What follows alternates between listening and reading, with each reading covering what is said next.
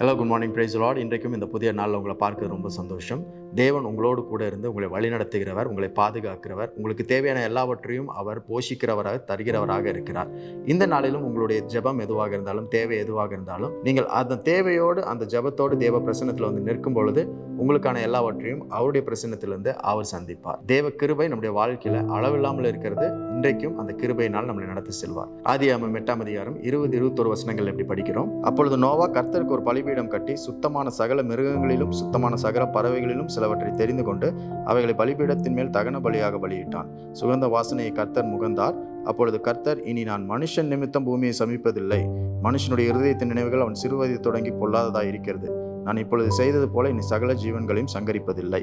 Providence produces price. தேவனுடைய பாதுகாப்பு தேவனை புகழச் செய்யும். நோவா தேவனுக்கு ஒரு பலிபீடத்தை கட்டி அதில் பலியிட்டான். அப்படின்னா துதி செய்தான், ஆராதித்தான், தேவனை தொழுது கொண்டான் என்ற அர்த்தம். எதற்காக நோவா அப்படி செய்தான்?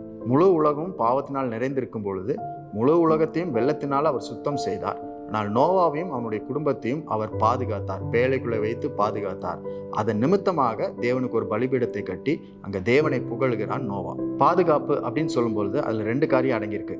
ஒன்று பராமரிப்பு, இன்னொன்று போஷிப்பு. தேவன் உங்களையும் உங்கள் குடும்பத்தையும் உங்களை சார்ந்த எல்லோரையும் அவர் பாதுகாத்து வருகிறார். அப்படி என்றால் பராமரிக்கிறார், உங்களை டேக் கேர் பண்ணுகிறவர் தேவனாக இருக்கிறார். அதே போல போஷிக்கிறார் அப்படின்னு சொல்லும்போது நம்முடைய எல்லா தேவைகளையும் அவர் சந்திக்கிறார். என்னென்ன தேவை இருக்கோ எல்லாவற்றையும் தேவன் நம்மளுக்கு ஏற்ற வேளையில தந்து நம்மளை நடத்துகிறார்.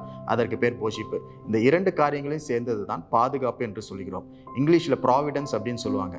ப்ராவிடன்ஸ் ஆஃப் இந்தியா அப்படின்னா என்ன அர்த்தம்னா, இந்தியாவுடைய பாதுகாப்புல இது இருக்குது, இந்த நாடு இருக்குது, இந்த மக்கள் இருக்கிறார்கள் அப்படின்னு சொல்லலாம்.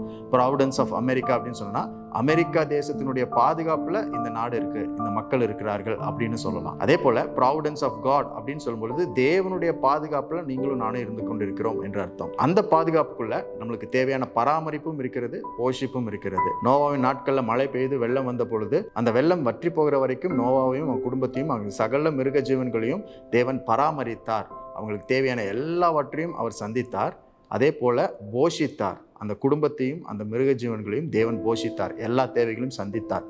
உலகத்துல யாருமே இல்லாத போது தேவன் மட்டும்தான் இருக்கிறார், இந்த குடும்பம் மட்டும்தான் இருக்கு. தேவன் அவர்களை சந்தித்தார், போஷித்தார், பாதுகாத்தார். இந்த விஷயத்தை யார் ஒருவர் உணர்கிறார்களோ அவர்கள் தேவனை புகழுவார்கள், தேவனை துதிப்பார்கள், ஆராதிப்பார்கள், தேவனை பின்பற்றுவார்கள். அப்ப நம்முடைய வாழ்க்கையில தேவனுடைய பாதுகாப்பு இருக்கு அப்படின்னு நம்ம பொதுவா சொல்றோம். அதனுடைய அர்த்தம் என்னன்னா, வெறும் ஆபத்துல இருந்து பாதுகாக்கிறது மட்டும் தேவனுடைய வேலை இல்லை, நம்மையும் நம்முடைய குடும்பத்தையும் பராமரிக்கிறது, நல்ல சுகம், பலன், ஆரோக்கியம், என்னென்ன காரியங்கள்லாம் இருக்கோ எல்லாவற்றையும் தந்து வழி நடத்துவது.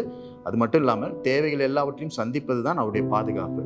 அந்த பாதுகாப்பை நாம் உணரும் பொழுது தேவனை புகழுவோம். அந்த பாதுகாப்புல தான் நம்ம வாழ்ந்து கொண்டிருக்கிறோம் அப்படின்ற போது தேவனை துதித்து ஆராதித்து நன்றி செலுத்தி அவரை பின்தொடர்ந்து கொண்டே இருப்போம். நீங்களும் நானும் தேவனுடைய பாதுகாப்புல தான் இன்றைக்கு இருக்கிறோம், ப்ராவிடன்ஸ் ஆஃப் காட்ல இருக்கிறோம். ஆகவே அந்த ப்ராவிடன்ஸ் ப்ரொடியூசஸ் பிரைஸ். அந்த பாதுகாப்பு தான் தேவனையே புகழ வைக்கிறது. இன்றைக்கும் தேவனை துதிக்க, புகழ, ஆராதிக்க, அவரை பின்தொடர்வதற்கு ஒரு சிறந்த நாளை கொடுத்திருக்கிறார். இதுவரைக்கும் தேவன் எப்படி பாதுகாத்திருக்கிறார் என்று எண்ணி நன்றி சொல்லுங்க. இனிமேலும் தேவன் இதே பாதுகாப்பை விட அதிகமான பாதுகாப்பையும் பராமரிப்பையும் போஷிப்பையும் தந்து உங்களையும் உங்கள் குடும்பத்தையும் வழி நடத்துவார். இன்றைக்கும் இந்த புதிய நாள் ஆண்டவர் கொடுத்திருக்கிறார். அதுக்காக நன்றி செலுத்துங்க.